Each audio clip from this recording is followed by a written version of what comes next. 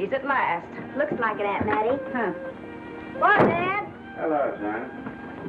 Well, daughter, how was the moving picture tonight? Lovely. Mice, that's what it was. Just a lot of mice. There wasn't anybody killed in the whole thing. No, well, then I'll stick to these. These don't talk. And that big cluck Norman Maine was in the picture tonight. Never does anything but kiss a lot of girls.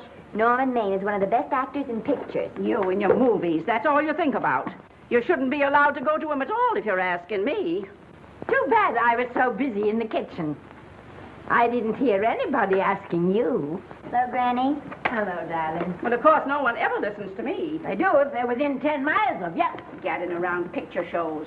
House all cluttered up with movie magazines. And the other day, I caught her talking to a horse with a Swedish accent. Now, sis, we're only young once, you know. Ah, Hollywood. You'd better be getting yourself a good husband and stop mooning about Hollywood. Do you know what she wants to do? She wants to go to Hollywood. I've known it all along. I've seen her making faces in the mirror and talking to herself. That's what comes of your movies. Why, what would you do if you did go to Hollywood? I'd be an actress. I would, I tell you. I've always known I could. Guys, wouldn't it be wonderful to have a movie star in the family? Oh, Miss Blodgett, may I have your autograph? You may not know it, Alec, but you're practically on your way to bed. Oh, Miss Blodgett, you're my favorite actress. Won't you tell me the secret of your success? Oh, let me alone. I asked her, what's come over you? I'll tell you what's come over her. She's just a silly little girl whose head has been turned by the movies. And the sooner she forgets the whole thing, the better off she'll be. Why will I be better off? What's wrong with wanting to get out and make something of myself? What do you do that's so much better? Just because you're satisfied to sit here all your life, you think you can laugh at me. Well, someday you won't laugh at me. I'm going out and have a real life. I'm going to be somebody. You know, if it was spring, I'd say give her a good dose of sulfur and molasses.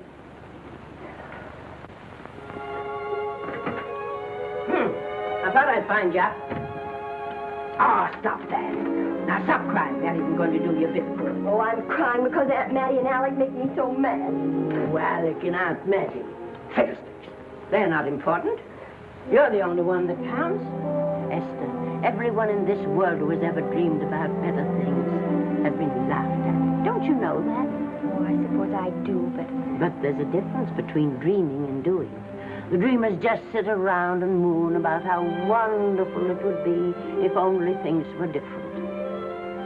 And the years roll on and they grow old. And by they forget everything, even about their dreams. Oh, I don't want to be like that. I want to be somebody. Oh, yes. You want to be somebody. But you want it to be easy. Oh, you modern girls give me a pain. When I wanted something better, I came across those plains in a prairie schooner with your grandfather. Oh, everyone laughed at us as they did at all the other pioneers. They said this country would never be anything but a wilderness. We didn't believe that. We were going to make a new country. Besides, we wanted to see our dreams come true. Oh, Granny, it must have been wonderful. It was wonderful. But don't you think for one single minute that it was easy, Esther Blodgett? We burned in summer and we froze in winter. But we kept right on going and we didn't complain because we were doing what we wanted to do. Can you understand that? Yes, I can. Could you do it? Could you do it even if it broke your heart? Because remember, Esther, for every dream of yours you make come true, you'll pay the price in heartbreak. Oh, I know what I'm talking about. You may not believe it, but I was a young girl once. And a very pretty young girl. A lot prettier than you are. And I was in love with your grandfather. And when some Indian devil put a bullet through him, I felt as if it had gone right straight through my heart, too. But I remembered all he taught me, and I went right on. I buried him out there in that wilderness with my own hands. And I went right on that same day. And I kept right on going, even when your mother was born. Oh, Granny, I want to make it worthwhile.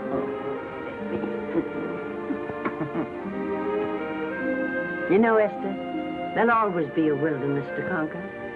Maybe Hollywood's your wilderness now. From all I hear, it sounds like it. But if you've got one drop of my blood in your veins, you won't let Mattie or any of her kind break your heart. You'll go right out there and break it yourself. That's your right. Here. Oh, here. Stop that nonsense. Here. Take this and go to your Hollywood. Oh, I can't take your money. Well, why not? It's your savings. Well, I was only saving up for my funeral. Now I don't think I'm ever going to die. Oh, Granny, how can I ever thank you? By giving me your word of honor that you'll never tell a living soul where you got that money. I promise. Remember, if you do, I'll have you arrested for robbing me.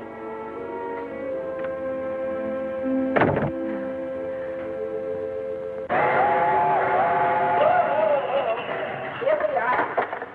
Want to help you, Granny? Oh, I can make it, dear. Oh, my, it's cold.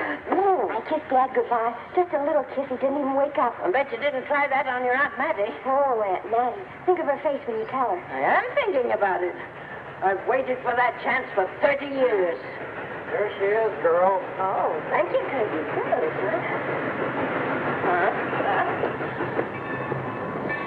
Well, come on. Here's your prairie schooner.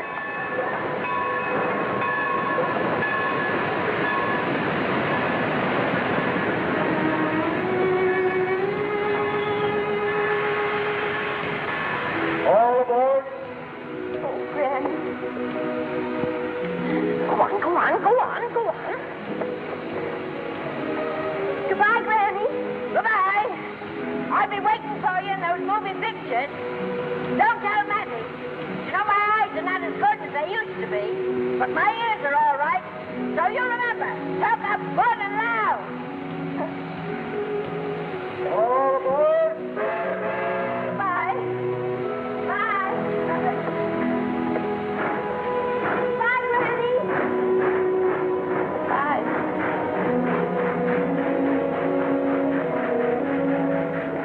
You want to go home now? I don't want to, but I will.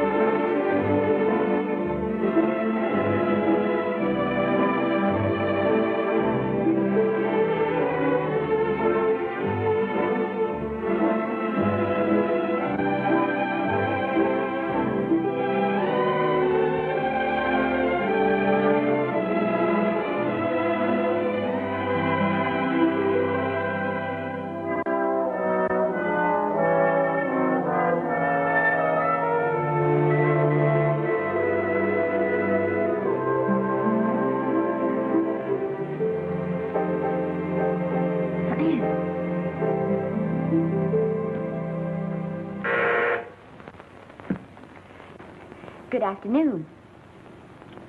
Day, week, or month? Well, it's a little hard to say. You see, I'm going into the movies. Well, you better take it for a week. It'll break your jump to Beverly Hills. Are all the studios really near here? All except Gaumont British. I suppose the best way to get a job is to go straight to the studios, isn't it? Mm-hmm. I haven't any illusions, you know. I'm perfectly willing to begin with a little bit of a part, or even as an extra. $6, please, in advance. Oh.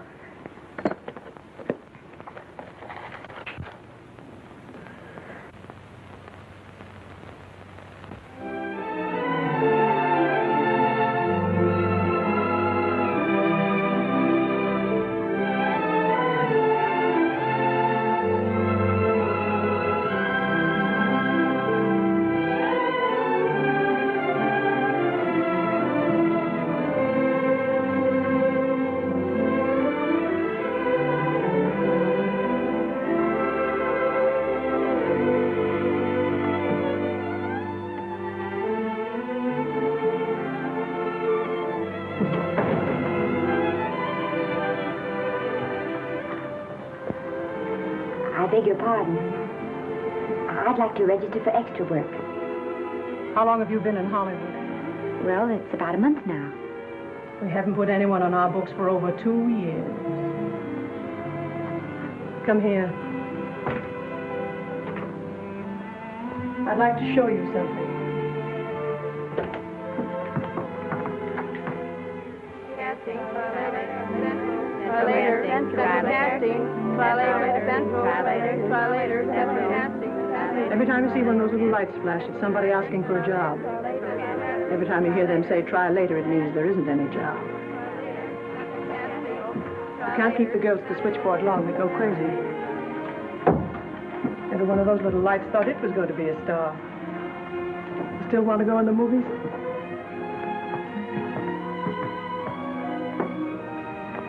You know what your chances are? 1 in 100,000.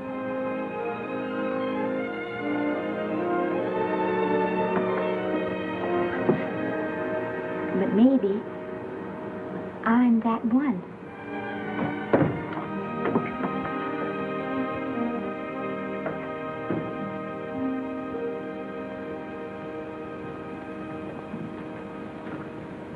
Any phone calls for me, Mr. Randall? Oh, no. Jesse Lasky and Sammy Goldwyn must be writing letters instead.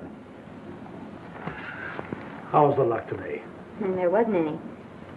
Maybe you don't go at it in the right way. Now, take Danny McGuire here. He knows the ropes. Don't you, Danny? Sure, I've had him around my neck for years. Huh? What? Oh, Miss Blodgett. Danny McGuire, our new tenant. How do you do? Mr. McGuire is a big director. Oh, are you really? Oh, could you possibly use me in a picture, Mr. McGuire? Of course, I haven't had much experience, but I don't think that really matters if you're willing. And Now I really listen, feel lady. In the first place, I'm not a director. I'm an assistant director. In the second place, if I had any jobs to give away, I'd confer one on myself. And in the third place, you should have stayed back home in the first place.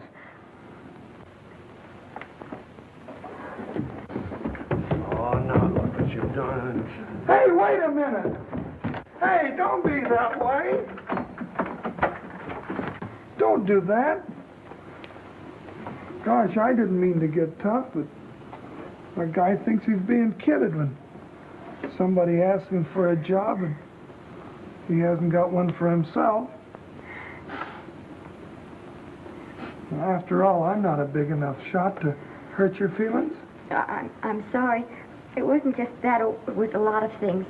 Looking for a job every day and never getting any nearer to it. I guess I was beginning to get a little scared. I know. Lady, do I know. Well, there's only one thing to do for that feeling when you're tired and sunk and down to your last nickel. Come on and I'll buy you a drink. Well, it's not as bad as down to the last nickel. I've still got $11 left. $11?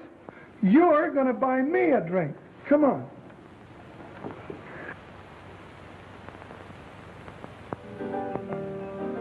That's right, George. There's nothing like a little rum to take away that milk flavor.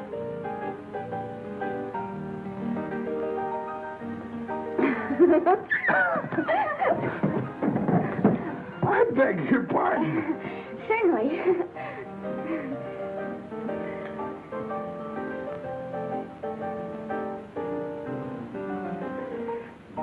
when I sign my contract, the first thing I'm going to do is see that you direct every picture I'm in. That's my pal. Of course, I'm going to be perfectly nice about it, but I'll just insist. Now, that's the way to talk. Don't let them lick you. Oh, I should say they can't lick me. If they try anything like that, well, I just won't sign. Now, that's right. What have you got to lose? Another one of these and we'll open our own studio.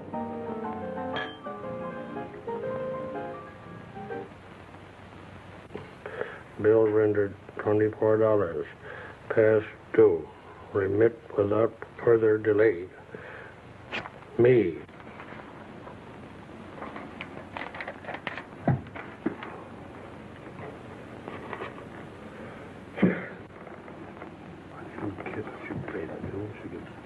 Tough luck, I guess.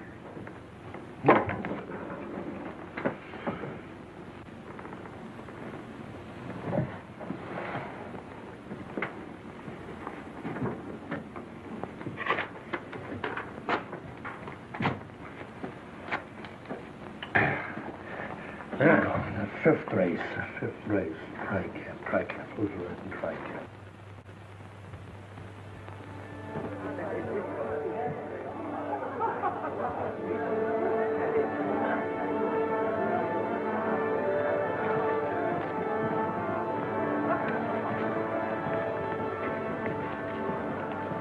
Hey, the program's going to be swell tonight.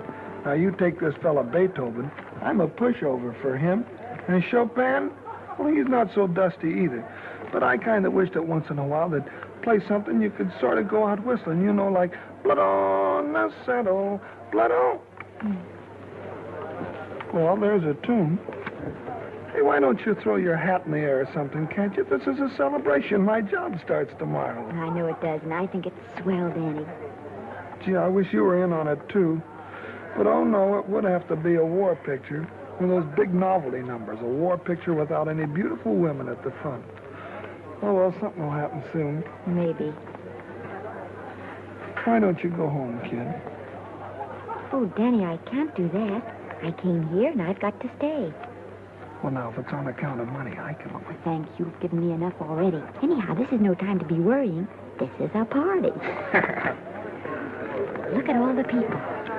Everybody in the world. Look.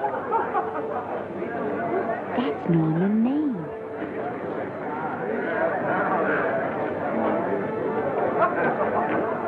And he seems to have had that one extra cocktail.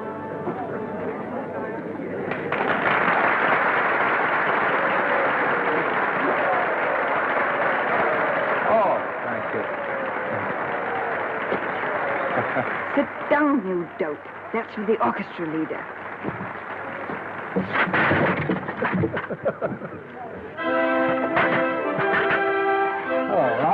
Hello, Norman.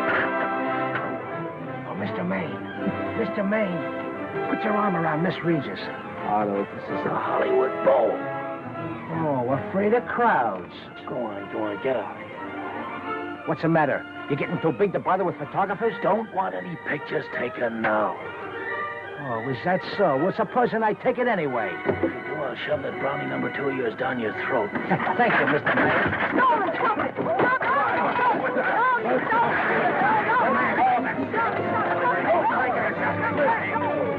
Take it easy, Mr. Maine. Calm down. Normie, come back and sit down. Everybody's laughing at you.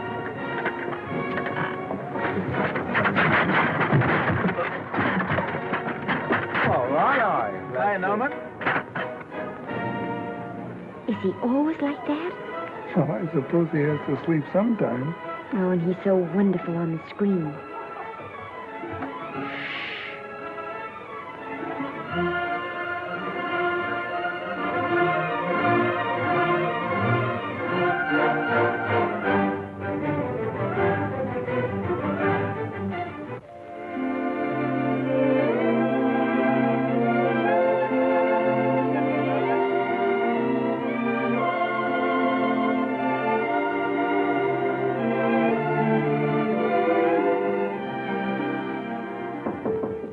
Come in. matter? Well, believe it or not, I got a job for you. Danny, that's wonderful. When do I go to the studio? Well, you don't exactly go to the studio. Oh, it's on location. Well, it's not exactly on location. But of course, I haven't any makeup. Will you tell me what to get and sort of help me put it on? Well, you don't exactly need any makeup. You see, it's not really a picture job. It's being a waitress. Oh. Well, it's kind of a picture job if you look at it right. You said it was a waitress. Well, it's waitressing for Casey Burke, the big director over at our studio. He's giving a party tonight to kind of celebrate on account of finishing the picture, and he wanted me to get him an extra waitress, and it's $5. And I thought of you right away, Esther. That was awfully sweet of you, Danny. Well, there's going to be a lot of big people at Burke's house tonight, and I'll bet you there's any number of big directors, and if you're there, maybe they'll notice you. I could make them notice me. Sure you could, Esther. It's your chance. My chance. All right, Danny, I'll do it. Oh, but I can't. I haven't got the right things to wear. To wear? Oh, yeah. Now, you don't think the wardrobe department's right next to my office for nothing, do you? A perfect fit.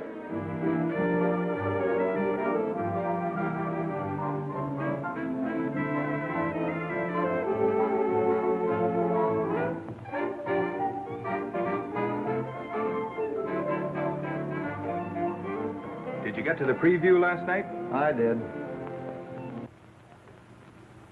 Would you like a little hors d'oeuvres? They are very nice. Oh, thanks. But what did you think of the picture? They should have saved it for Thanksgiving. What a turkey.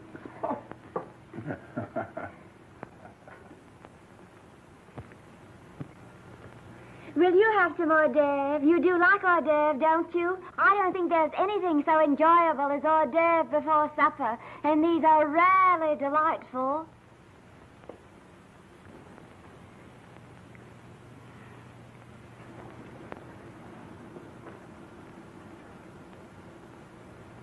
And at the finish, the kid turns around and sings the lullaby to its mother.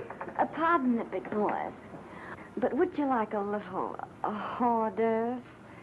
They say they're the best in town. Don't tell me. I know. Mae West. That's a great twist. But where are you going to find a 2-month-old baby that can sing? Hello, Oliver. Oh, hello, Casey. Do you want to fire me now or wait till you see the picture? I'm not a director anymore. I'm a male nurse. What's the matter with the picture? A guy by the name of Norman Maine. His work is beginning to interfere with his drinking. Oliver, don't tell me I'm to direct his next picture, too. Mm-hmm. You were my favorite producer. Now, wait a minute. You just go right on with your directing. I'll take care of these stars. I know how to handle them. I had a serious talk with Norman after that Hollywood boat occurrence, and you don't have to worry any more about his behavior. Excuse me, Mr. Niles. Mr. Libby of your publicity department is on the telephone.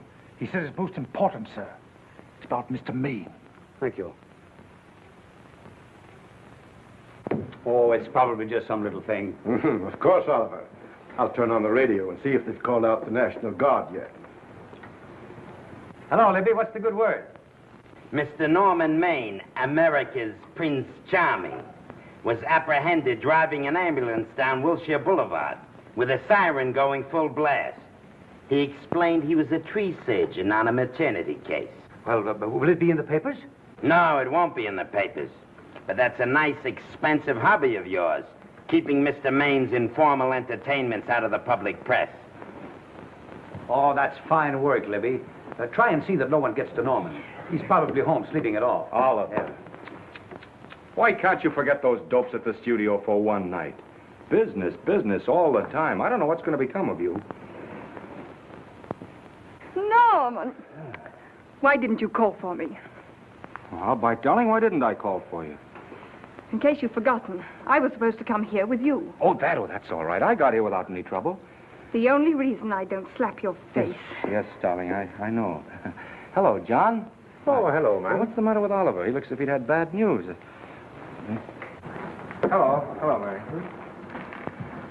What's the matter, old boy? Maybe I'm wrong. I guess I've been drinking too much lately. Oh, you ought to cut it down. It's bad stuff. Scotch and soda.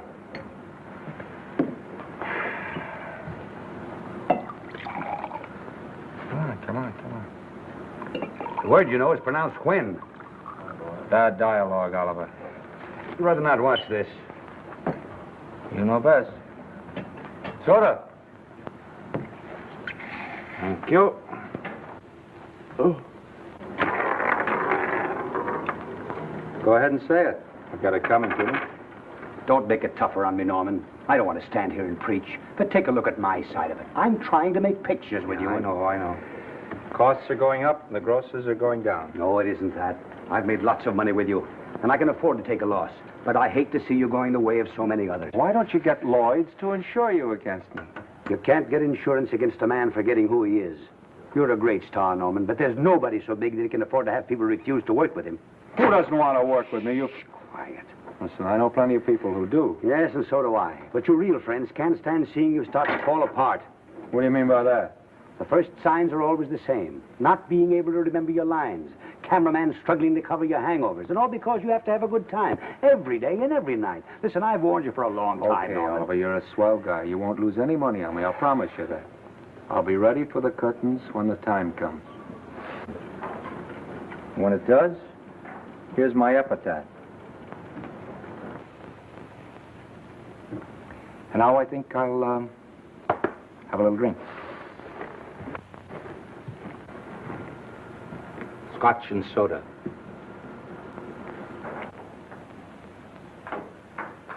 Scotch and soda. Oh.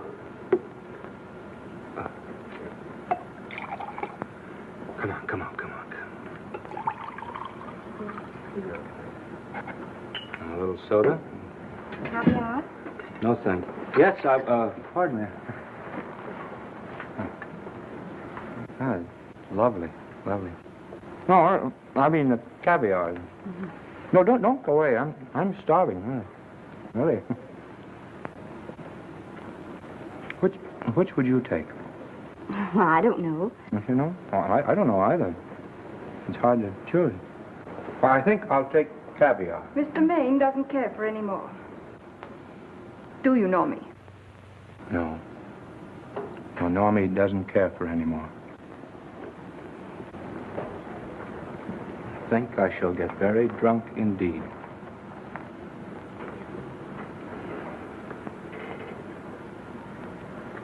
Scotch and soda. Sorry, I had something.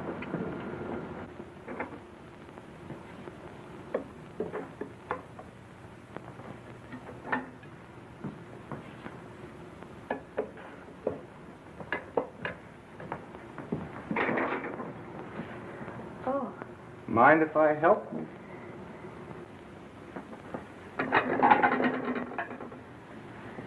Won't they miss you? Oh, no. They'll just look under the table, and when they see I'm not there, they'll forget the whole matter. Say, what's your name? Esther Blodgett. My name's Maine. I know. You do? Ah. What's so funny?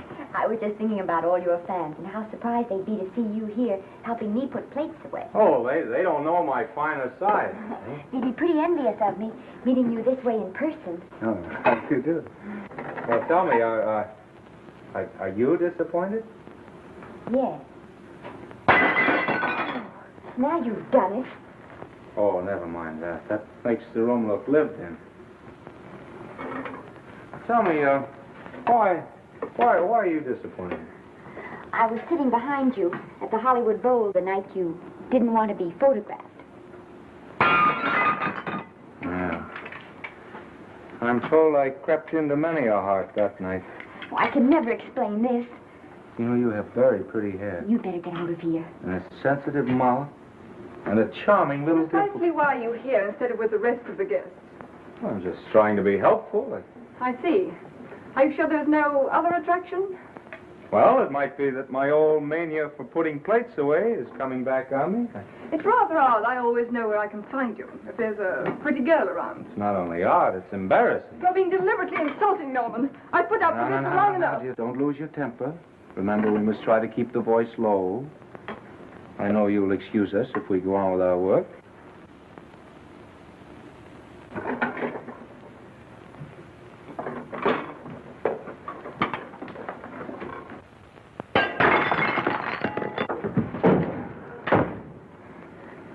Now see what you've done.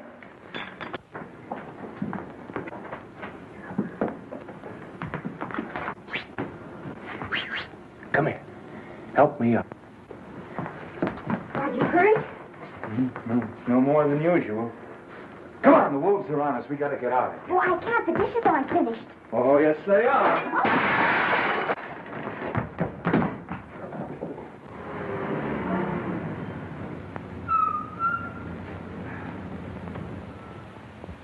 Well, I bet I know what you're going to say now. What? Good night. Good night, and thanks. Hey, wait a minute. Hey, you realize that all I found out about you is that you're foolish enough to want to go into pictures? But why is it foolish? Look at you. Yeah, that's what I mean. No, I'd rather like to go into this matter a little more thoroughly. Oh, that's awfully nice of you. So why don't we go on up to my place and talk it over? Oh, no. Thank you very much, but I really must say good night. Good night. But you're not angry. No. I'm hungry. Well, why don't you go and get something to eat? Good night, Miss Blodgett. Good night, Mr. Maine. Wait a minute. Peter, the least I can do is to see you to your door. Will I see you again? I hope so. Has anyone ever told you that you're lovely? Well, now you know. Thank you.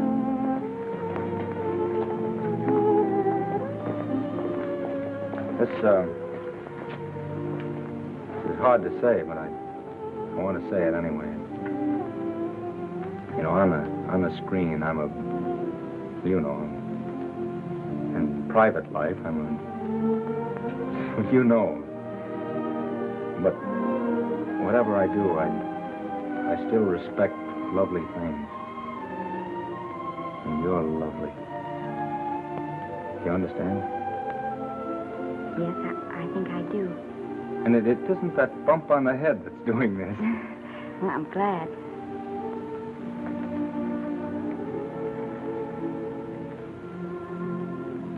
Good night. Good night.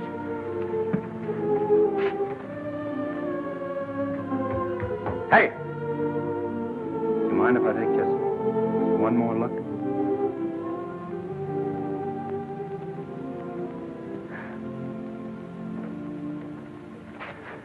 Go away. Quite impossible. I wouldn't even consider it. No.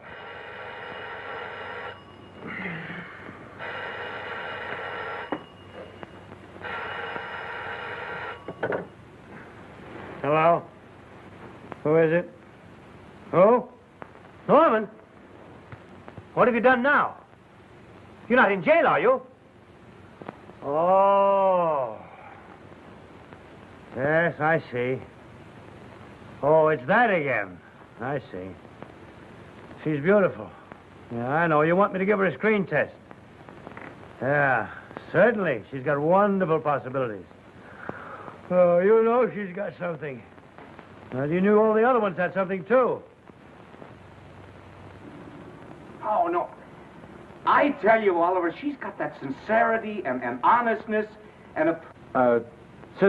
Sincerity and honestness that makes great actresses. Oliver, I am so sure of this girl that I want to take the test with her myself. Listen, Oliver, you've worked hard. You're entitled to a break. You get...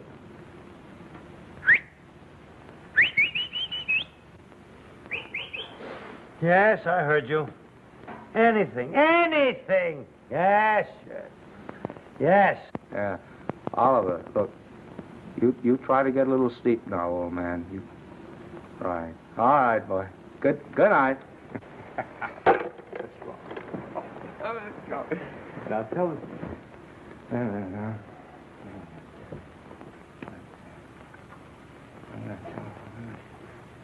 Telephone book. Telephone book.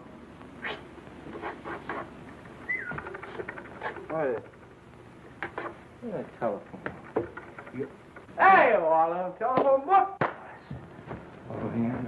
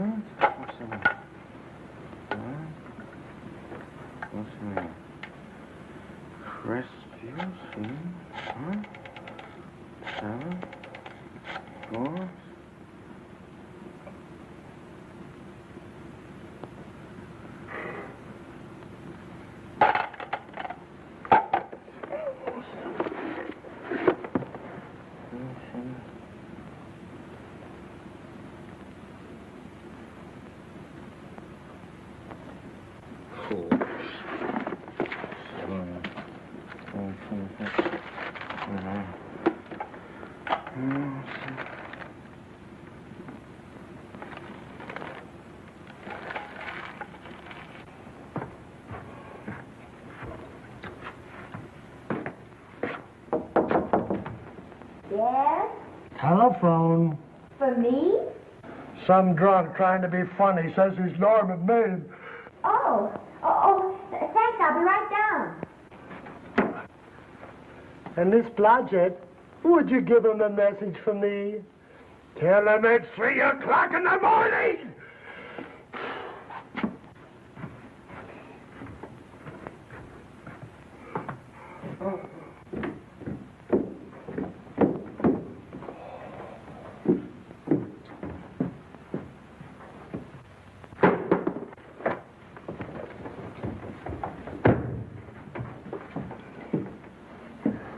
Hello? What? Oh. Oh.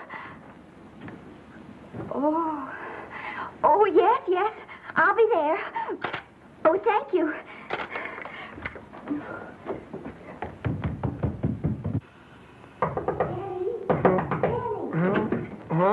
Daddy, what do you think? I'm going to take a test tomorrow, and Norman Maine's helping me do it. I'm taking one, too. Garble's assisting me.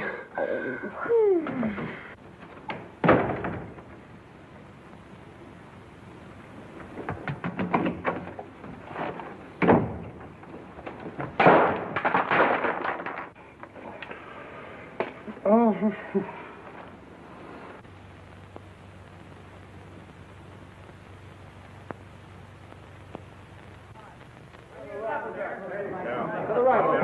Move that Gobo in. Put a silk on that broad. No, the Yankee. Is this light too hot for you, Haley? Okay, but cut down on your backlight. Put a double on that 90. Bring it down a little. That's it. Now put it. Pull down on that 150. Get pulled down on that 150. Okay. Come here and get this thing. Run it here.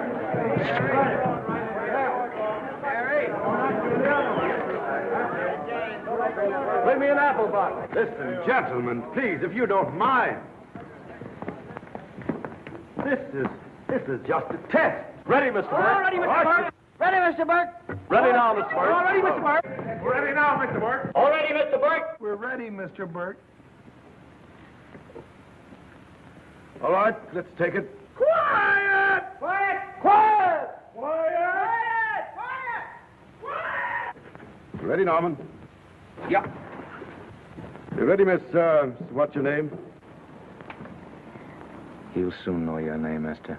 The whole world's going to know it. But I'm so scared. Maybe I better not try it today. Oh, come on. Now, don't be foolish. They all had to go through this. Harlow, Lombard, Myrna Loy, and now Esther Blodgett. All right. I'm ready. This is a take. Rolling. Quiet. Hey!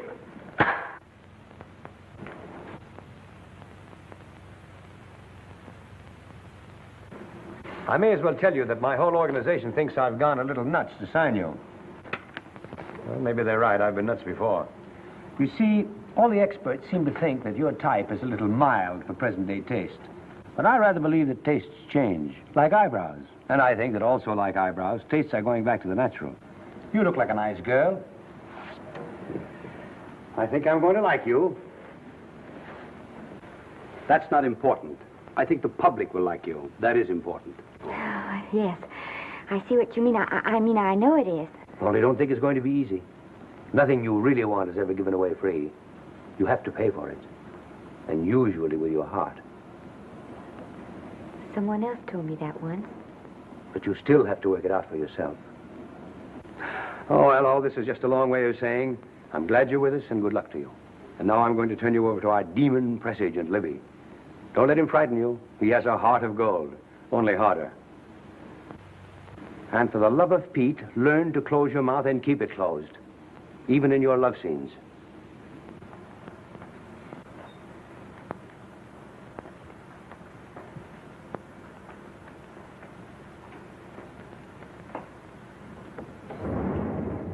Are you a Russian? No, I was born in Fillmore, North Dakota. Oh, no. First saw light of day in a mountain cabin, a trapper's hut, high up in the Rockies. Go on. Well, I always wanted to be an actress.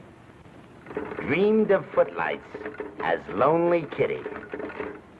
Are you sure there's no Russian in your family? Positive. That's a shame. Well, what does your father do? He's a farmer. Social registerite father. Fed up with hypocrisies of 400, sought wilderness for consolation. There amidst the mountain flowers, he raised another blossom. His lovely little daughter. What's your name? Esther Victoria Blodgett.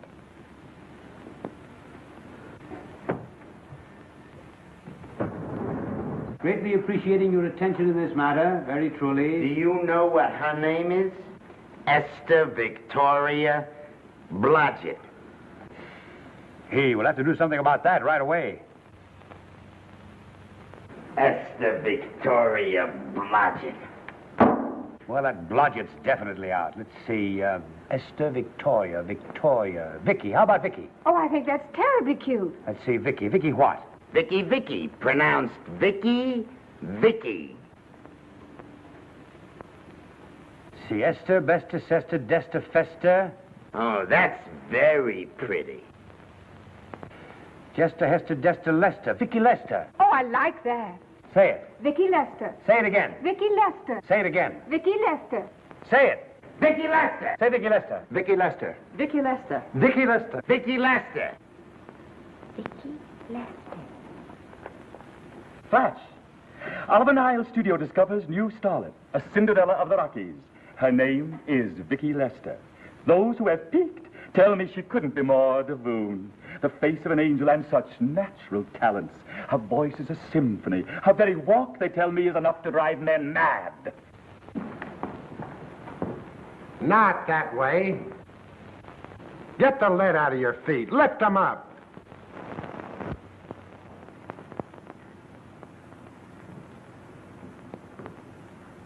That's better. It's terrible, but it's better. The quality of mercy is not strained. It droppeth as the gentle rain from heaven. Cease. Through the mouth, my child, through the mouth. The nose is for smelling roses. Proceed. Does she have to look surprised all the time?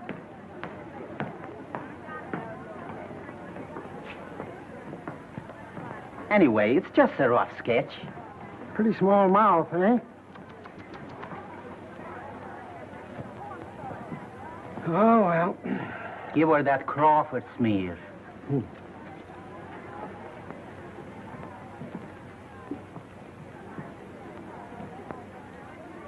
This'll give her that Dietrich. Yeah.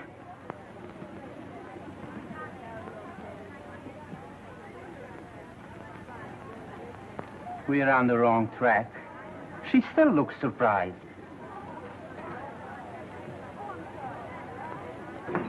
Listen, dress people. We're shooting on the set this morning, not in the commissary. Now, come on, snap into it. Acme Trucking Company?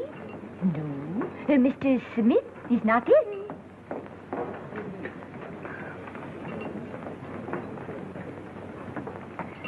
Acme Trucking Company. No. Mr. Smith is not in.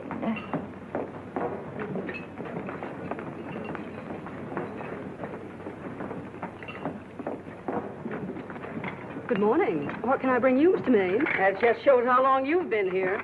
Mabel, bless you. How soon are you and I going to be married, huh? I don't know. You'll have to ask my mother.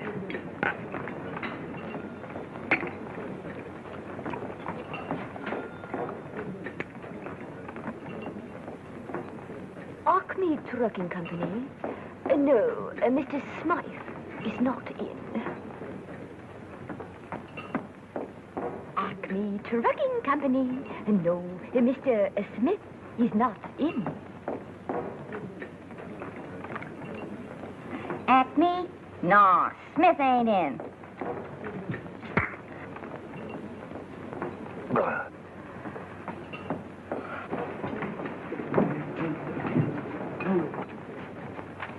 Acme Trucking Company? I'd like to speak to Mr. Smith, please. Mr. Smith is not... Oh, Norman. What's all this between you and Smith? I've got a part. It's only one line, but it's in the picture. Well, it's ambition that made you break that date with me last night. Well, I had to be here so early this morning, and So did I.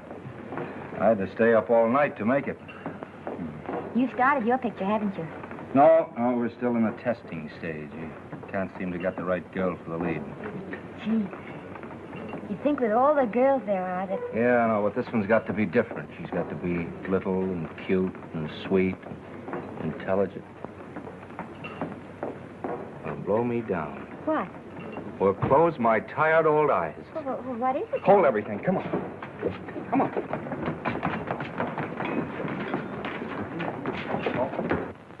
Had you been through the whole casting directory? I'll work day and night, Mr. Niles. And I'll work with her, Oliver. And I can be mean or nasty or anything you want, Mr. Niles. If she clicks, Oliver, you've got a star overnight. Okay.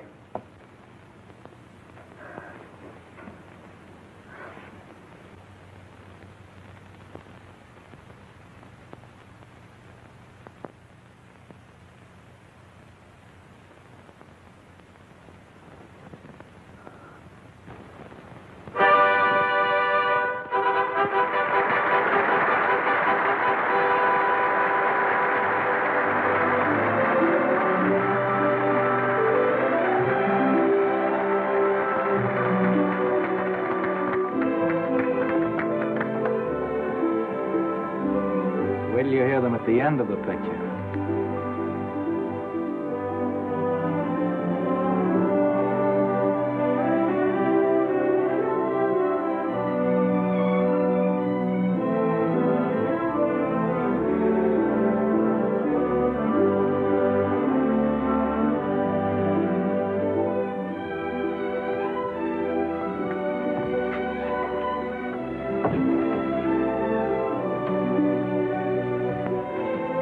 Do you think we were noticed? By no one. They're much too busy playing at croquet. I've loved you all my life. But we only met 2 days ago. That's when my life began.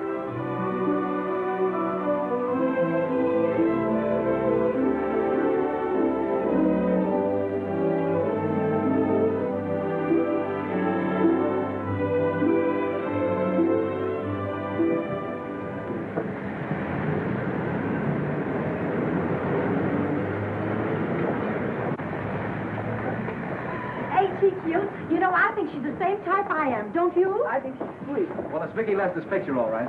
I think she was much better than he was. These producers are so horribly dumb. They won't know how good she is. Well, maybe it's because she's a good girl. Oh, Maine's not so bad, but it's Vicki Lester they'll go to see. Isn't she, darling? I think she's the most precious little thing I've ever seen. The knockout, Libby. You might mention that when you write your review. That Lester kid's a gold mine. Didn't you like Norman Maine? Was he in it? Libby, I'm afraid we have another hit. Huh? It's in the bag, neatly tied up with beautiful pink ribbons. Say, where are Norman and Vicki? I don't know. I thought you had them. I wish they'd come. We're having a party at the Trocadero. Isn't it thrilling running away from people? Norman, it's so exciting, So new. A star is born. Come on, run.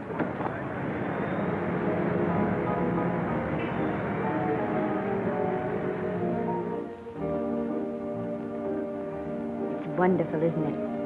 A crazy quilt. Oh. It's a carpet that's spread for you. It's all yours from now on, you know? Come, Esther. You're a success. You'll have everything in the world you want. I hope it'll make you happy. Hasn't it you? But then there was one thing I never had. Lots of times I told myself I'd found it, but I always knew I was lying. Still, I never stopped looking for it. Maybe it'll come. Oh, I think it has come, Esther. I only wish it went too late. Oh, but it's not too late. No, you can't throw away your life the way I've thrown away mine and have anything left that's good enough. No. You can. Norman, you can. You mustn't tell me that, Esther. I'm so afraid that I'll believe it.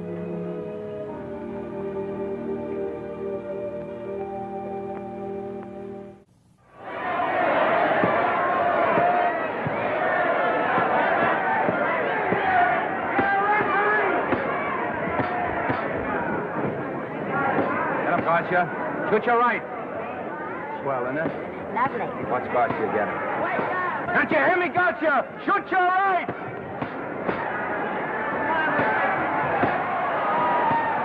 He's down. Gotcha got him. Gotcha got him. He did, didn't he? Yeah, but he'll be up, though. You like it? Sure I did. You like me? Sure I did. Oh, that reminds me. Will you marry me? No, thank you. Come on, Gotcha. Finish him. Why won't you marry him? Wasn't that dependable? Hey, shoot your right. Throw away your money? Break him up in there. Break him up. Drink so much. Well, suppose I quit drinking. Yes? Come on, Gotcha. Shoot the right in there. The right. Suppose I save my money. Yes? There he goes. Let him have it. Suppose I became absolutely dependable on all occasions. Yes?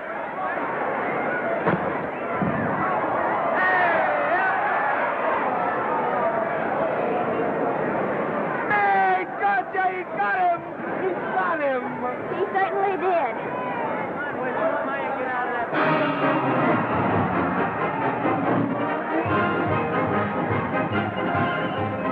Gee, that's a beautiful fight. Norman. What there? Well, that's to me if I said I'd marry you. Oh, certainly not. I was just supposing. We're going to be married. Guess I didn't read that line right. I'll try it again. We are going to be married. Both of us. Yeah, to each other. What do you think of that? Well, when? Where? Well, we thought we'd elope in the conventional manner. What's the matter? It's trying to decide whether it's good for the studio. Is it? It is. And bless you, my children. When's it going to happen? Oh, we thought we'd just sneak out sometime. We're not telling anyone but you. Listen to this. The screen's ideal romance blossomed into breathtaking reality today when Vicki Lester and Norman Maine, America's dream lovers, slipped quietly through the portals of holy matrimony. How does it sound? Horrible. But you see, we're going to elope. Sure you are. It'll be the biggest elopement this town ever saw. We'll get a tie-up with the Army, have you escorted all the way down to Yuma by 20 of their new bombing planes. Is he going with us? Don't you think we can work this thing out better alone? No sense in bothering the happy couple with all the details. I'll see to it that you get a carbon copy of the whole layout. I can hardly wait. I'm sorry. We didn't realize that we were in the way. While you're settling the details, you don't mind if I take this woman out and buy her a ring, do you? Sure, go ahead. We want everything legal. That's a charming match. A nice girl like Vicki. And public nuisance #1. Now, wait a minute, Libby. Norman's all right. And if you'll pardon my pointing, Vicky's business is her own. It doesn't require any comments. I wasn't making any comments. I just said it was a rotten shame. So go ahead and plan the elopement. Oh, that elopement stuff is out. You can't get any scope in that. We're going to have a wedding. Where'll we have it? Customary place, I believe, is a church. Nah, it's been done. This has got to be something big. The beach. I can visualize it. The bridesmaids in bathing suits. 20,000 Santa Monica school children spelling out the word love. It's a novelty, but is it big enough? Why not the city hall? A police escort of every motorcycle cop in town. Sirens screaming, confetti pouring out of buildings like the Lindbergh reception in New York, only on a big scale. What's the matter? Isn't it big enough? And now if any man can show just cause why these two may not be lawfully joined together, let him now speak, or else hereafter forever hold his peace. Do you, Alfred Henkel, take this woman as your lawful wedded wife? Will you love, comfort, honor, and keep her in sickness and health as long as you both shall live? I will. Do you, I beg your pardon. Do you, Esther Blodgett, take this man as your lawful wedded husband? Will you obey, serve, love, honor, and keep him in sickness and health as long as you both shall live? I will. Place the ring on her finger. Hurry, please. Now, by virtues of the power invested in me as Justice of the Peace of San Bardo Township, County of Los Angeles, I pronounce you man and wife.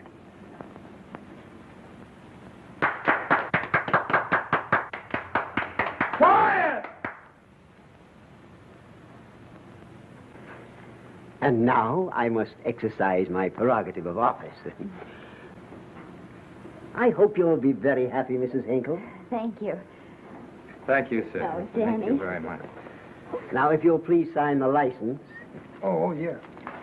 You know, Mrs. Hinkle, I can't help but believe I've seen you somewhere before. Oh, really? Well, I believe this is the first time I've ever been in San Bardo. You know, your face is familiar, too, Really? Mr. Hinkle. There I you are, want- sir. Thank you very much. Oh, Here's your thank you, receipt. sir. Thank you. Goodbye. Goodbye. See you again. Yes, goodbye. No, I don't mean I'll see. No. Yeah, I think you got by with it. But it was close. That JP was just beginning to remember where he'd seen it. Well, anyway, we got away from Libby. Hello, Toots. If you will be kind enough to glance between my shoulder blades, Mr. and Mrs. Henkel, you will find there a knife buried to the hilt. On the handle are your initials. Lovely to have seen you, Libby. Hold him, Hold him, Danny.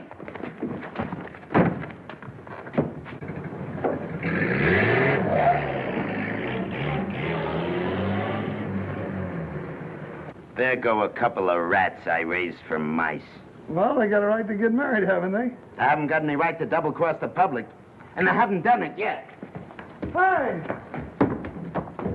People versus Porky Washington, who is charged with violating Section 600. Young man, you're in contempt of court. Operator, get me the Los Angeles Tribune. I have a good mind to put you under arrest. Wait till I make the score. You wait, too. Tribune, give me the city desk. Johnny, this is Matt Libby. I got a flash for you. Norman Maine and Vicki Lester were married at 2:30 this afternoon. Vicki Lester? Court recess.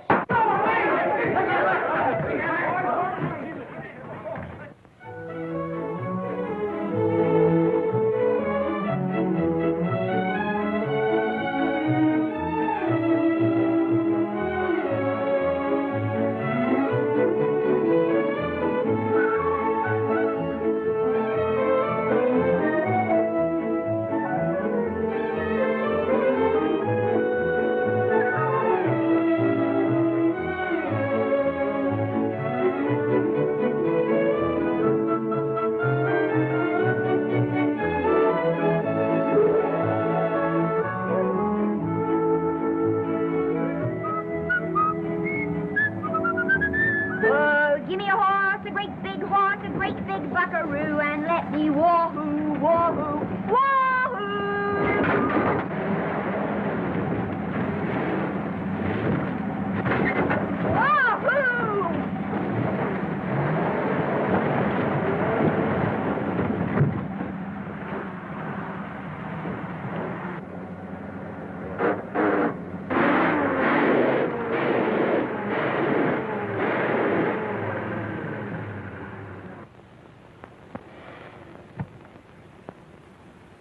Wahoo.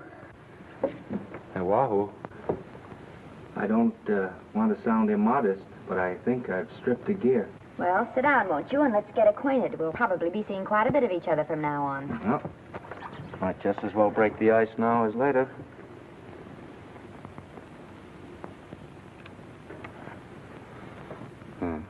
Now we're old friends. Say, have I got time for a shower before dinner? Plenty, if you can find the shower. I never can remember where that thing is. Does it pull out or slide under? Here, I think I can find it. Nope, it's the linen closet. Here it is. Nice work. Oh, half the time those things are just luck. I'll see if I can disinfect this steak.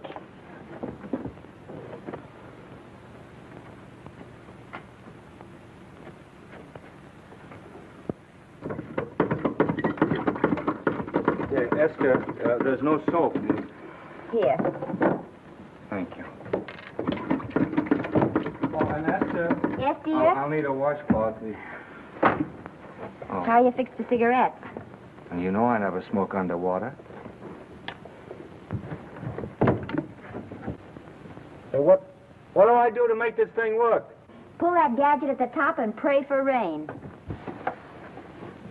Well, I can't reach it. I can't get my hands up. If you've gone in there with your arms down, you'll never get your bath.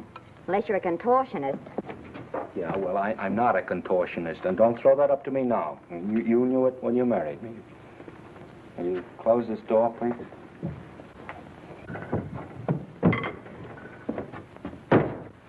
Thank you.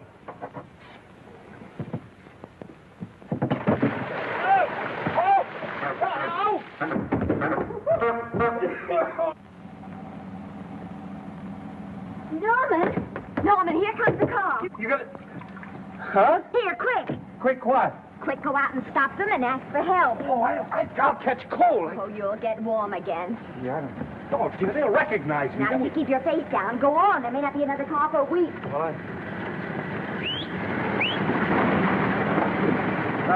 howdy, partner. Howdy. Stuck?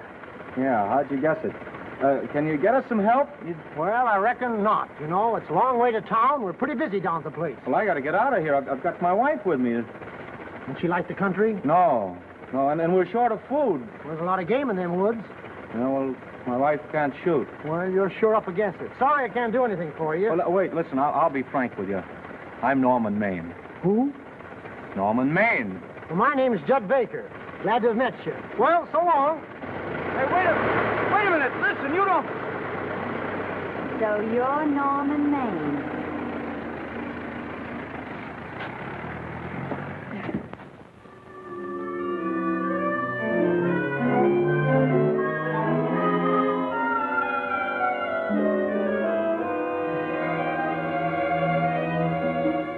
I got my prestige to look out for. I'm supposed to be the best publicity man in the racket. And they laugh themselves sick when I even try to get a decent mention of Maine. Yes, I know how sensitive you are, Libby, and I don't like to see your feelings hurt. Thanks, boss. Now, Vicki, there's a dish for free space. But if Maine swam across the Pacific, the papers would keep it a secret. Well, the exhibitors don't like him, the critics don't like him, the public don't like him, and I don't like him. Who likes him?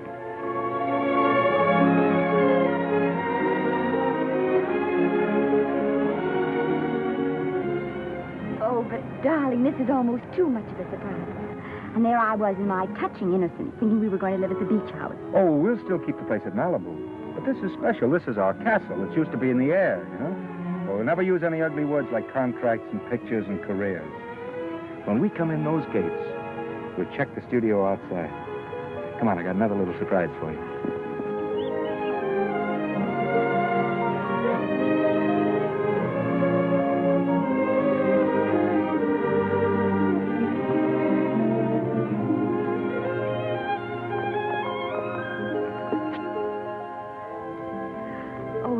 lovely. So are you lovely. The whole world's lovely. Hey, hold it!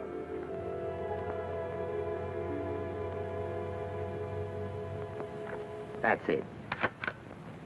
Caption: their honeymoon never ends. All right, let's get some pictures. Now, if the bride will sit here and the groom stand behind her, we'll have something unique. Now let's go after something different. You sit down and she'll stand up. Pretty radical, isn't it? Yeah, but in a nice way. Okay, Otto, fire.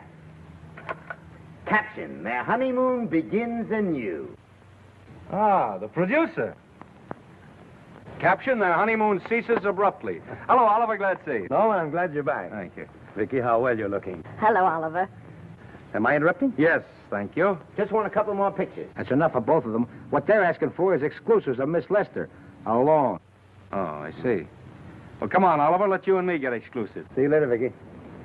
Oh, don't worry, Otto. My camera smashing days are over. Yeah. They ain't your only days that are over. Oh, hold that, Miss Lester. Gorgeous.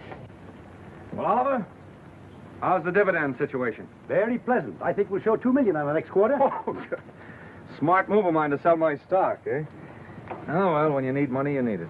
Well, some people save up for just such an event. There's bound to be a rainy day occasionally. Yeah, but as a citizen of California, I've always refused to admit that. Yes, I know, but still it does rain. Well, anyway, you can thank me for some of those dividends of yours. Mm-hmm. Oh, can't you? Oh, sure. That was a little too quick, Oliver. The matter, The Enchanted Hour was a smash hit, wasn't it? Well, it made Vicky a star overnight. Yes, it should have. What about me? Oh, let's talk about business at the office, Norman.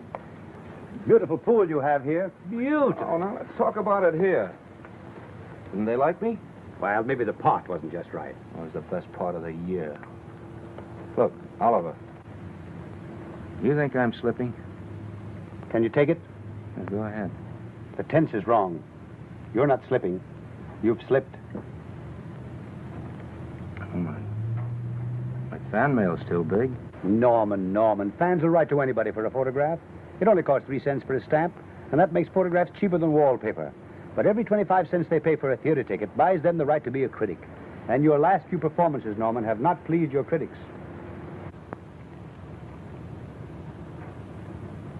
You remember I told you I'd be ready for the curtains when the time came? Here it is. Let's call off the contract, no hard feelings. We're not quitting, either of us. There's no explaining these things. We've all seen how the public turns. Maybe we can turn them back. I've got a swell script lined up for you. About Esther.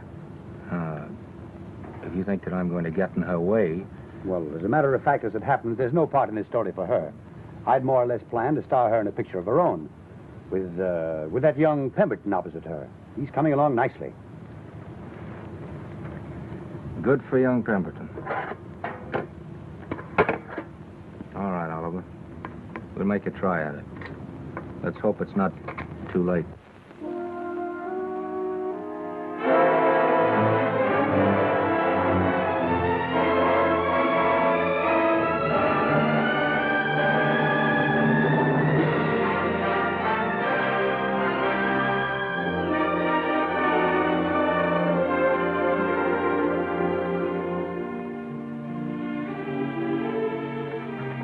No argument.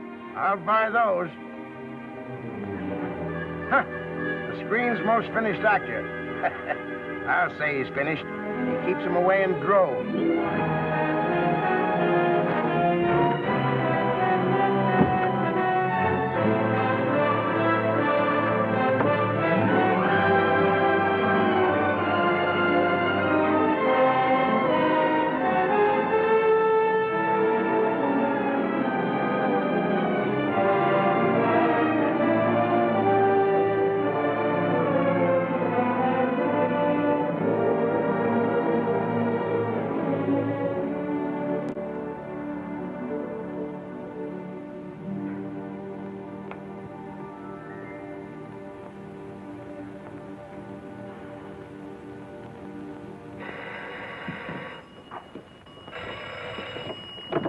Hello? No, Miss Lester isn't home as yet. No, I'm not the butler. But I can take a message just as well as he can, honest. Oh, is that you, Norman? Swell. Listen, Norman, this is Artie Carver. Hiya, kid. Swell. Say, I hear you're through with Oliver Niles.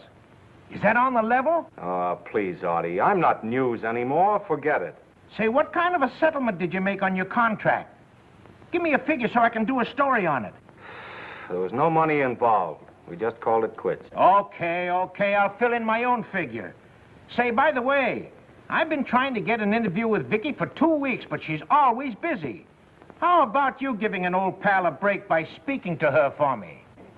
Sure, I'll ask her. Swell. So long.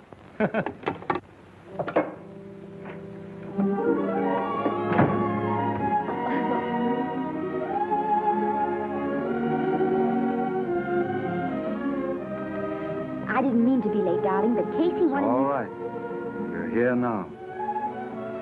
What's new today? Nothing. Haven't been out of the house. Let's go somewhere tonight. No. You're tired. We'll stay in. I'm not tired, really. Oh, yes, you are. You've got a hard day ahead of you. Anyway, I see so little of you, I'd like to have you to myself. Oh, but it's a servant's night out. We haven't any Yes, we dinner. have. I fixed a little snack with my own lily white hands. I'm learning to cook in my spare time. Then I think I'll marry you. Oh, I get it. You want to make an honest cook of me, huh? Comes in on wheels in this joint.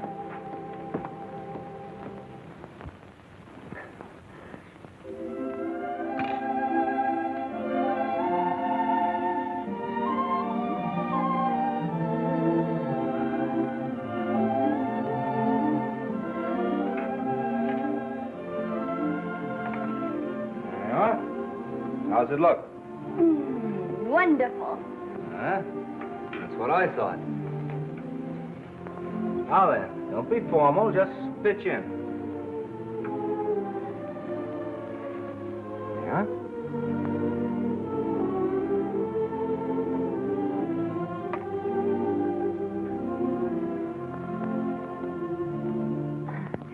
I'm afraid my mouth's not quite big enough.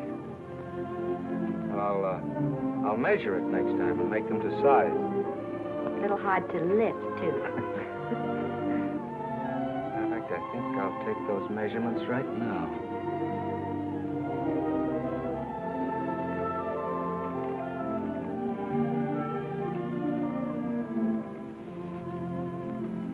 And that's what I wait for. All day. That's why I rush home without even changing my costume.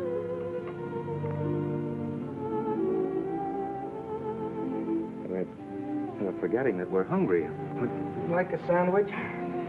Thank you. I still have a little work on this one.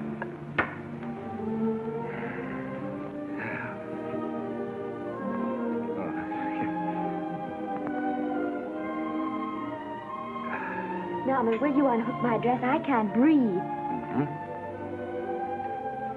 You know, all the time I thought it was the kiss that made you breathless. A lot of hooks, huh? Uh-huh. Why don't you have a zipper? That's a good idea. You got it? Oh, yes.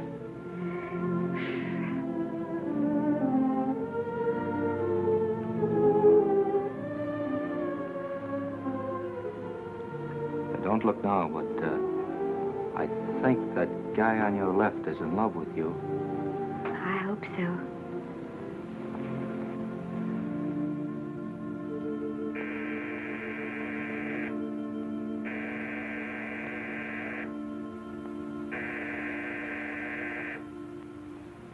It's the doorbell. Is it? Maybe they'll go away. Oh, I never do at a time like this. Here. Just a minute, dear. I'll be right back.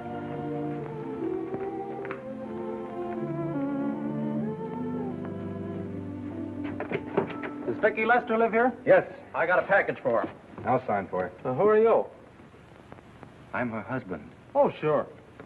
Sign right here, Mr. Lester.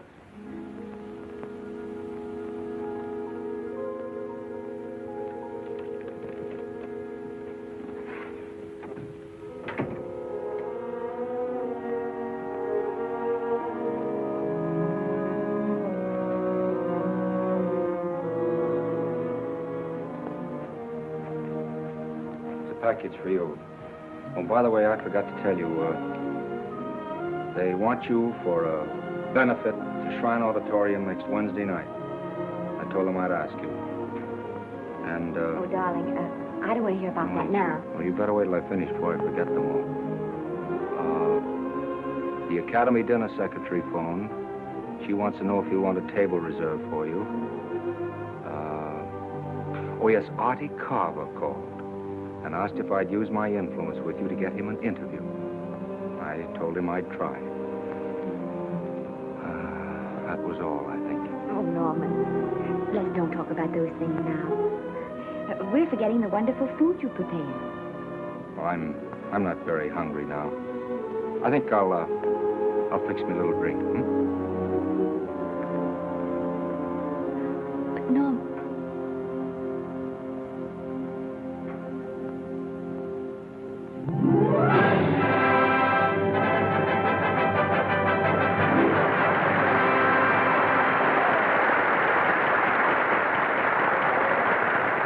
Norman would come.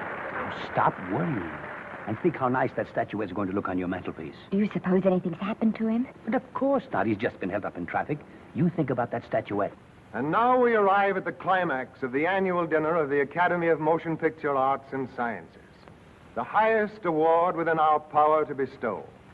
We have already applauded with our hearts as well as our hands, while awards have been given those gentlemen who during the past year have rendered distinguished service to the motion picture industry. We now pay honor to the ladies, or rather to one lady. We offer to her the Academy Award for the finest performance of the past year. She has already had the world's acclaim, but this is the tribute of her fellow workers, the men and women of this industry. It is not only my pleasure, but my privilege to present this award to the actress who created the unforgettable Anna in Dream Without End, Miss Vicki Lester.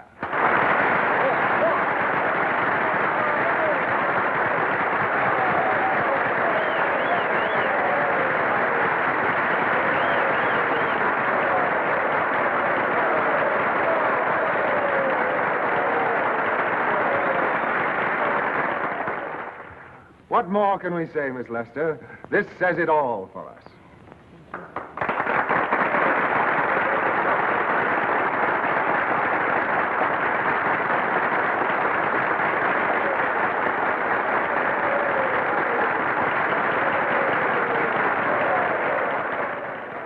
Ladies and gentlemen, when something like this happens to you and you try to tell how you feel about it, you find that out of all the words in the world, there are only two that really mean anything. Thank you. All I can do is to say them to you from my heart. All I can do is to keep on saying them. Hey, that's fine. Oh, this thing. That's a very pretty speech, my dear. Very pretty. You said the right thing. I want to be the very first one to congratulate you on that valuable little piece of bric-a-brac. Now I want to make a speech. Gentlemen of the Academy and fellow suckers, I got one of those once for a best performance. They don't mean a thing. People get them every year. What I want's a special award, something nobody else can get. I want a statue for the worst performance of the year. In fact, I want 3 statues for the 3 worst performances of the year, because I've earned them. And every single one of you that saw those last masterpieces of mine knows that I've earned them. Libby, start the music. What I'm here to find out is, do I get them or do I get them? Now answer, yes or no.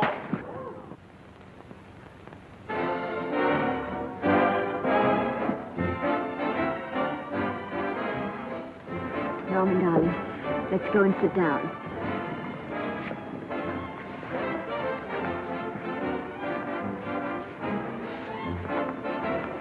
Come on, Norman, sit to that. Glad to see you, Norman. Hello, Norman.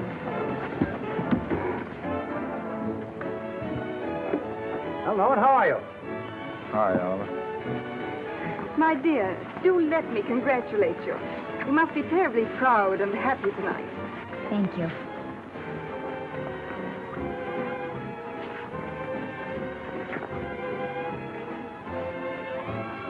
Somebody give me a drink.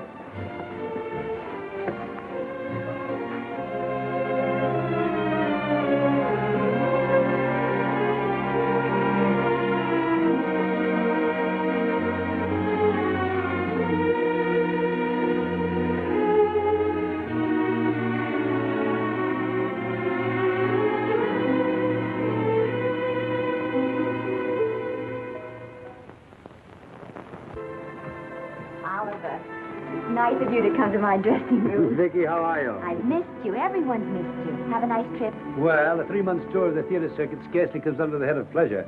But the way they're screaming for your pictures all over the country. Miss Lester, if I may talk shop, you are a knockout. Thank you. It's good to hear that. You've been crying. A little. How's Norman?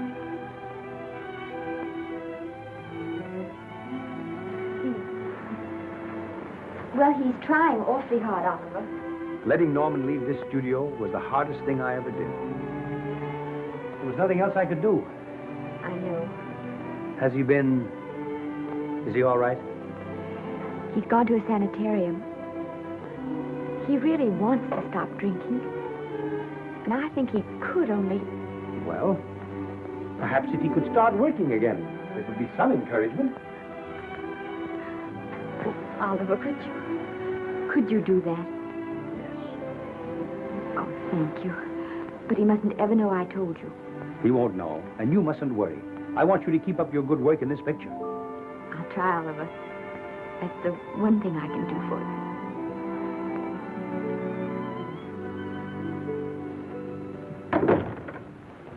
you. If you'll just sit here, Mr. Niles, I'll have Mr. Maine brought down. Thank you. Brought down.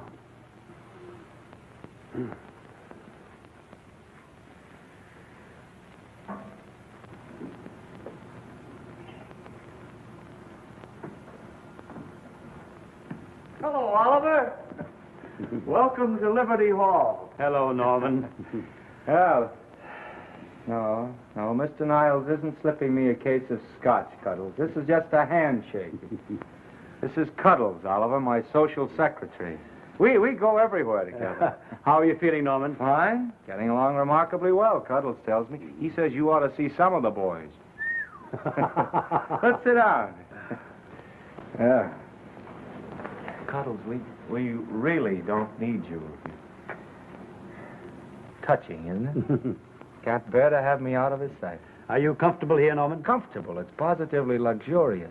They even have iron bars in the windows to keep out the draft. How much longer are you going to be here? Oh, well, I'm really cured now. I'm just staying on for an extra week or two to get in good shape, you know. After all, there's no particular hurry to return to the cameras. That's what I wanted to talk to you about. I've got a script with a fine part for you in it. Gee, Oliver, that's great. That's great. Who plays opposite me? Well, it is not exactly the lead. Young Pemberton's doing that. But I tell you frankly, I consider your part better than the lead. Oh, I see. It's better than the lead. Well, of course, it isn't terribly long. But it's one of those parts that makes an impression on you. They'll be thinking about you all through the picture. Mm-hmm. Well, the thing is, Oliver, I'm pretty well set at another studio. I'm not at liberty at the moment to tell you which one. You know yourself how those things are. Of course. But it's a big picture. He's one of the biggest of the year. And the part. Every actor in Hollywood would give his teeth to play. Hey. Well, that's fine, Norman. Naturally, that will tie you up for a while. But we won't get to this picture for some time. And perhaps, if you want to consider it for later on, well, we'll be... I'll tell you, Oliver, you'd better not count on me. See, I've got several pictures lined up after this one. Then they're talking to me about England. You know, they're doing some very interesting things over there, you know. Mm-hmm. Hey. What is it, Cuddle? Speak right out. We all love you. Your dinner. Oh, here we dine at 5:30 here. It makes the nights longer. Well, goodbye, Norman. I'm glad to see you getting along so well. Be out in no time. I'll have to introduce myself all over to a lot of people. They won't know me when I'm not drinking. Goodbye. Goodbye, Norman. Thanks for dropping in. That's fine. Yeah. Well, Cuddles? Alone at last, eh?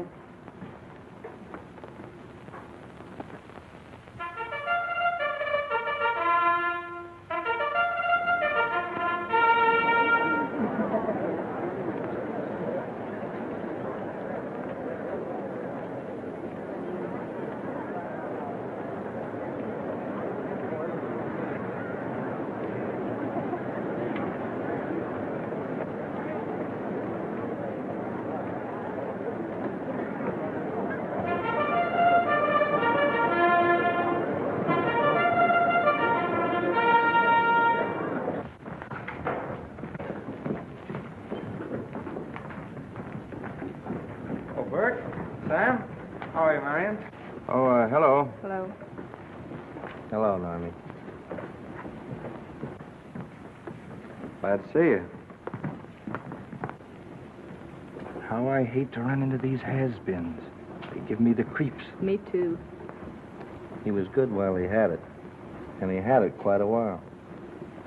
Hello? Hello, Mr. Maine. I haven't seen you in a long time.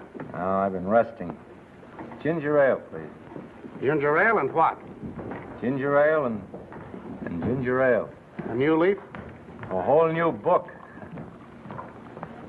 Thank you. Scotch straight. Hello, Libby. Why, it's Mr. America of yesteryear. Do they let you wander about now without a keeper? Oh, sure. I'm a trustee now. Didn't expect to find you at Santa Anita. What do they do with the actors while you're away? Oh, they cut them into slices and fry them with eggs.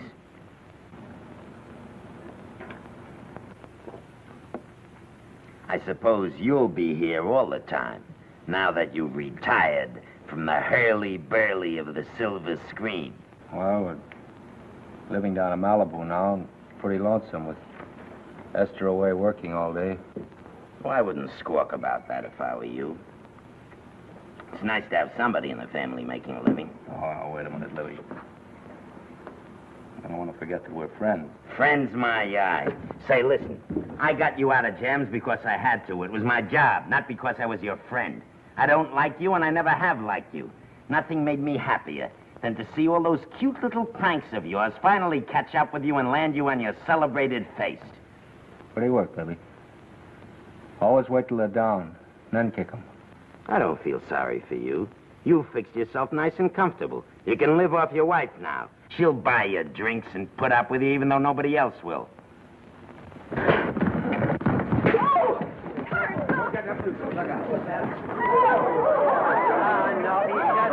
We're drunk again. Come on in front. Hey, wait a minute. Come on outside for you, wise guy. I'm Norman Maine. Well, that's not my fault. Oh, don't bother to toss him out.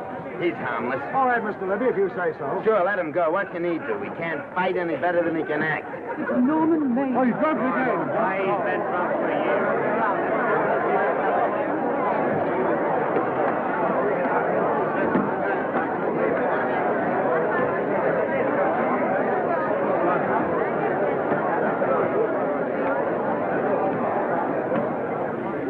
Give me a scotch.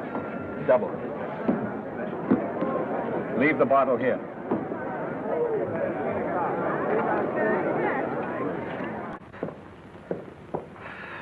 Vicki, you'll be ill. Why don't you try to get a little sleep?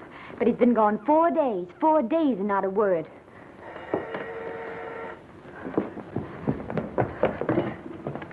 Oliver, I can't. I just can't. Hello? No, this is Oliver Niles speaking. What? Where? Thank you. What is it? Nothing. Oliver, tell me.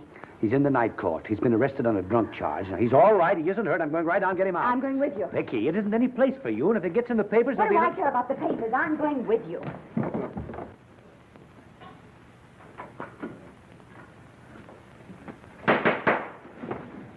Division 30, Municipal Court, County Los Angeles, now in session. The Honorable Judge J. Parrish presiding. Be seated, please. Were you able to do anything? The judge wouldn't even see me. Ready, Your Honor.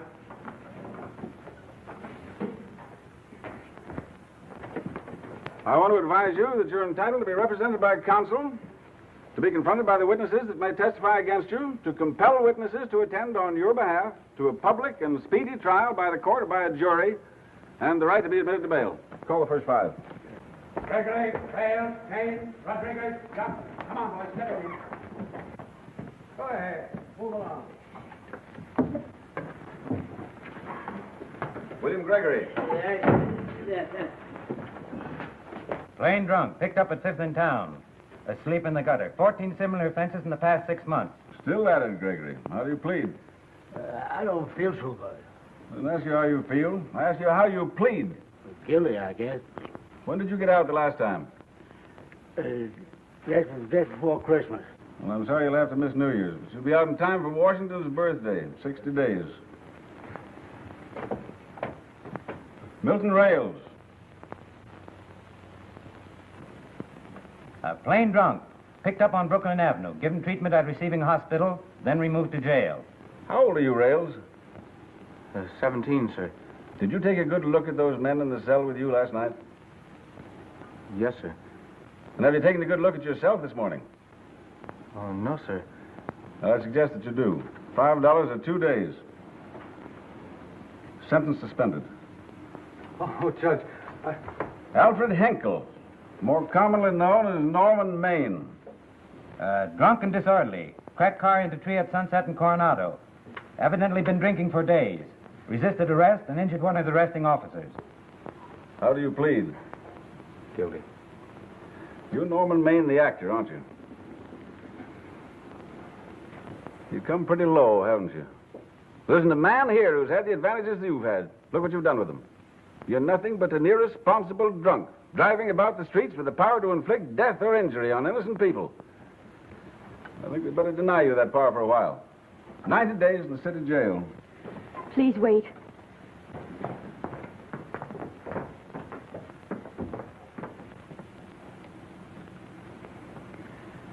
I'm his wife. Yes, I recognize you, Miss Lester. Please, Judge. I promise you this won't happen again. I'll be responsible for him. If you just won't send him there. You realize that this man, when drunk, is obviously a menace to public safety? And you realize, too, Miss Lester, the responsibility you'll be assuming to this court and to the Commonwealth? I do. Sentence suspended. Prisoner remanded to custody wife. Thank you. You can get him at the jail entrance, madam. Jose Rodriguez. Plain drunk, picked up at 1st and Maine. Second offense. How do you plead? I think I'm guilty, Your Honor. 60 days.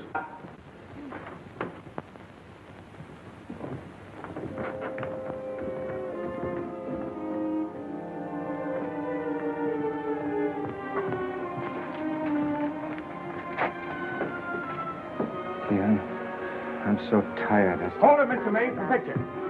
Oh, no. What about a statement for the press? Oh, no, please.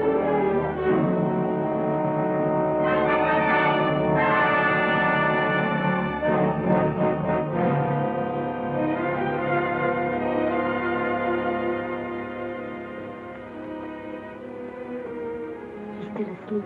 He's been asleep nearly all day. It's the best thing for him. It's awful to see this happen to someone you love.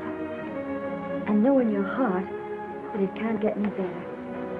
I only know that all I can do now is stay with him and try to help him. So will I. And between us, we'll take care of him. You're very fond of him, aren't you, Oliver? Well, I'm very fond of both of them. Then I know you'll understand what I have to tell you. And after what happened last night, I think you already know what it is. I can't do any more pictures.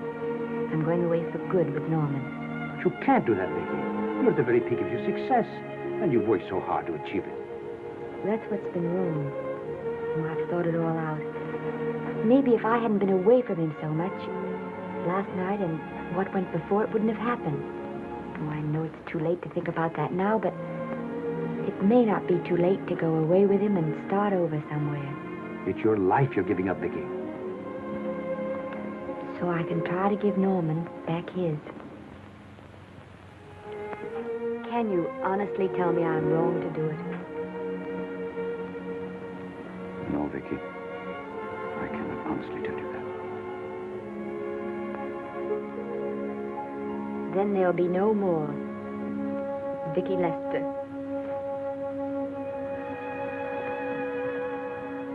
Come on, walk to the door with me.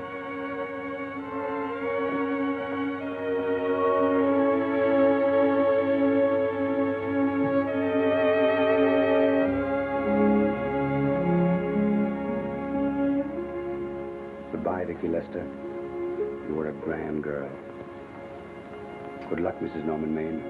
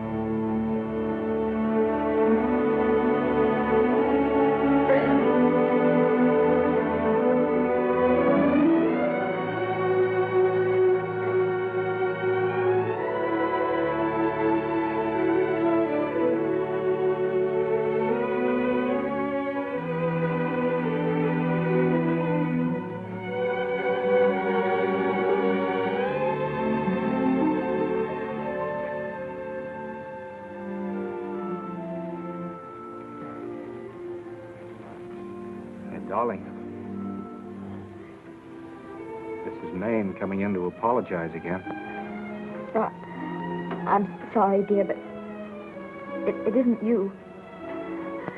What other troubles have you got? None. I was just playing a scene with myself. Now look, I'm just coming out of the jitters and you're just going into them. This is a swell household. Isn't it? I'll tell you what we'll do. I'll promise to brace up if you'll go on the wagon. I guess I have been drinking too much. You know what I'm going to do? I'm going to be an athlete. You mean with great big muscles and everything? Well, roughly speaking. Gonna join the YMCA? It costs too much. I'm going wading out in our front yard. Now? Sure.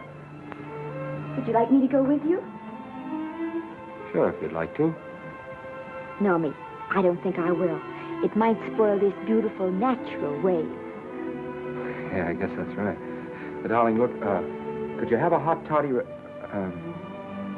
some hot soup for me when I come back? Some hot soup? Yeah, and I'll make some of those nice sandwiches. Norman, do you have to?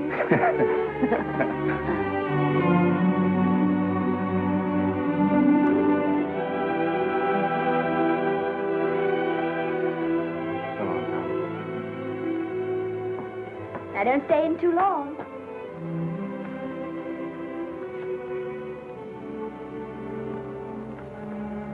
Hey! You mind if I take just one more look?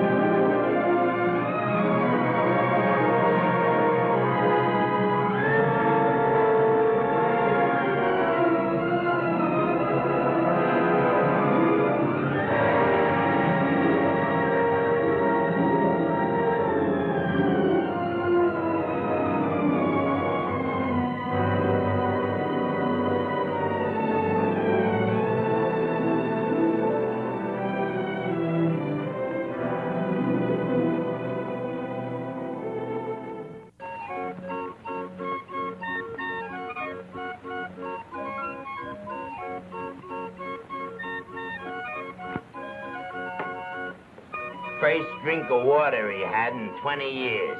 And then he had to get it by accident. Pardon me.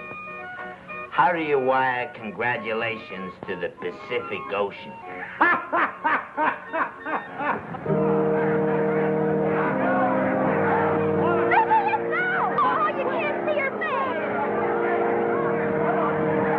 Hello, Vicki.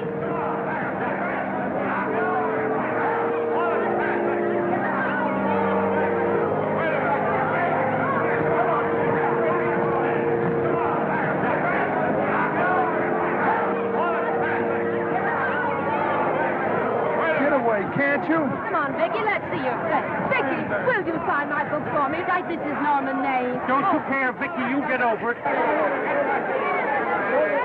Stand back, can't you? Don't you cry, dearie. He wasn't so much.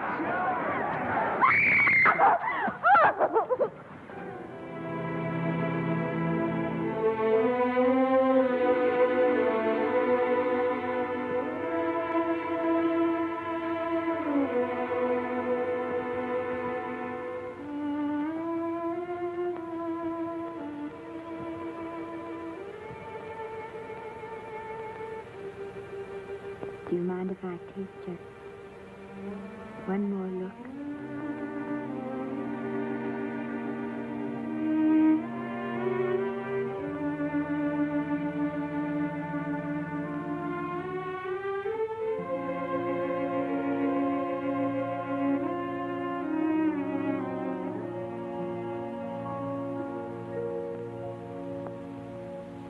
Here are the paychecks for the servants, Graves. You'll find a very nice bonus in each one. Miss Lester asked me to thank you for your kindness and service. If there's anything I can do for the little lady, I should be glad to do it. She would appreciate your attending to the closing of the Beverly Hills house. Put down those trunks. Put it down, I say. Well, where is she? In the bedroom. Who are you? Oh, I'm her grandmother. Get out of the way.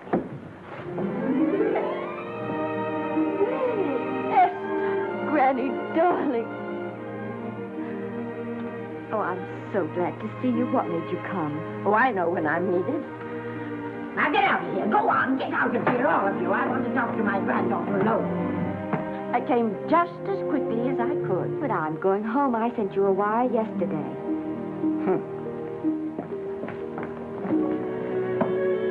Sit down. Is it true that you're going to quit the movies? I never want to hear them again. What are you running away from, little girl? I'm not running away. It's just that I can't go on. My heart isn't in it anymore. Once I told you, if you get what you want, you have to give your heart in exchange. And you said you were willing. Do you remember? I remember. Well, it seems to me that you got more than you bargained for. More fame, more success, even more personal happiness. Maybe more unhappiness. But you did make a bargain. And now you're whining over it. I don't think I'd feel so very proud of myself if I were you, Esther. I'm not, Granny. But my mind's made up. And I'm sorry I gave you the money to come out here. It was just a waste. Oh, but Granny... I was proud of you, Esther. I was proud to be the grandmother of Vicki Lester. It gave me something to live for. Now I haven't any. I know. Oh, I want to be strong, but I can't go on. I can't. You must. Tragedy is a test of courage. If you can meet it bravely, it will leave you bigger than it found you. If not, then you'll have to live all your life with a coward. Because no matter where you may run, you can never run away from yourself. I never knew Norman Maine. He wrote me a very sweet letter when you were married. He said you told him how much I meant to you. And I know just how much you must have meant to him. You know, Esther, I can't believe that wherever he is, he can be very happy, knowing that his death broke the spirit of the little girl he praised me so highly for raising. And I can't believe that he can be very proud, knowing that all his great love did for you was to make you a quitter. The car is ready, Miss Lester. We'll have to go now to make the train.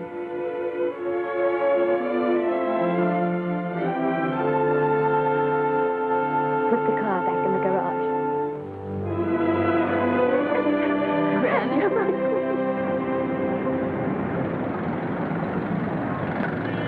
The entire picture industry has come to the Chinese theater for this opening tonight. It has come to pay tribute to a great star on her long-awaited return to the screen in what has been called her greatest performance. It has come to pay tribute to the girl herself. The girl who has won the heart of Hollywood. The girl who has won the heart of the world. Miss Vicki Lester. And if I'm not mistaken, Miss Lester's car has just driven up. Yes, it is she.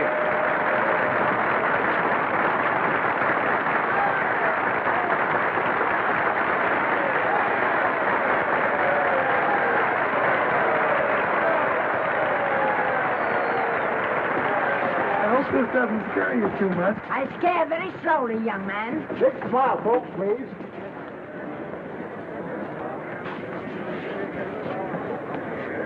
They'll have your mug, I mean your face, plastered across half the papers in the country tomorrow. How do I look? Oh, you look swell. You're a liar, but I like you. And here's Miss Lester's grandmother. Won't you say a few words to the radio audience, please? Say something, Letty. You know, we've got a thing like that back home where they all listen in on, but we call it a party line. Won't you say something, please? They're listening. Maybe some of you people listening in dream about coming to Hollywood. And maybe some of you get pretty discouraged. Well, when you do, you just think about me. It took me over 60 years to get here, but here I am, and here I mean to stay. Thank you very much.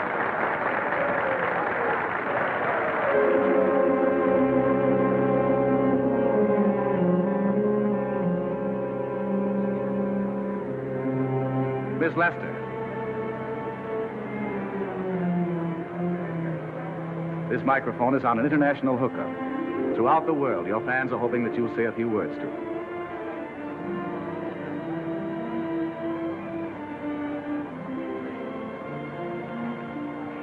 Hello, everybody. This is Mrs. Norman Maine.